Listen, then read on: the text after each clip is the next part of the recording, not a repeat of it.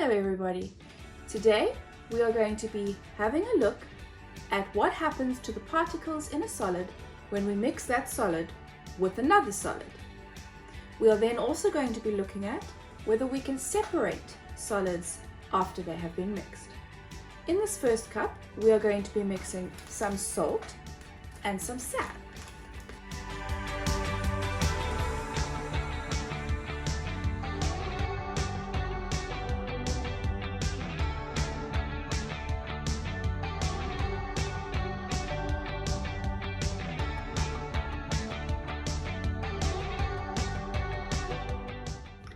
In the second cup, we are going to be mixing some sugar and tea leaves.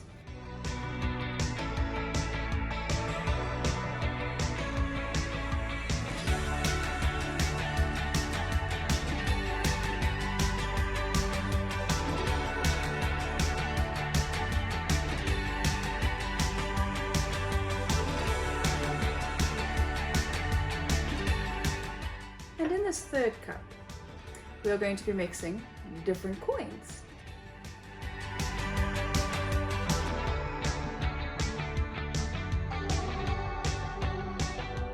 Now, we are going to have a closer look at whether we can see the different particles in each of these three mixtures.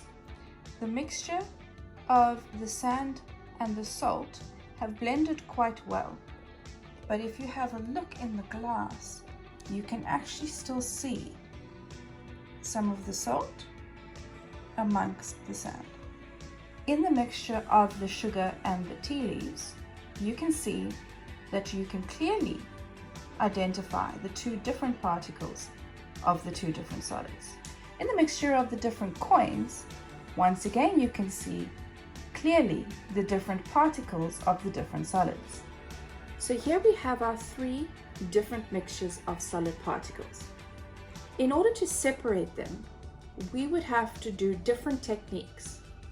What you need to do is put the sand and the salt into water. You stir it up and you will notice that the sand settles at the bottom. You will then be able to use a filter in order to filter the sand out of the water. Then when you use an evaporation technique, you will notice that there is salt left behind. With the sugar and the tea leaves, very similarly, you'll be able to dissolve the sugar in the water. You'll be left with tea leaves in the water, which you can then filter out, and then through evaporation be left with your sugar. With the coins, that's the easy one. That is separated through hand sorting. All I need to do is take my 20-cent coins and my 50-cent coins, my 5-rand coin, and continue until I've sorted all the solid particles into their different types. Right, I hope you have learned something today and that you now know what happens when you mix solids with other solids, and that you can identify the different particles within the mixture, and then that there are different ways and techniques of separating that solid. Thank you for listening. Bye.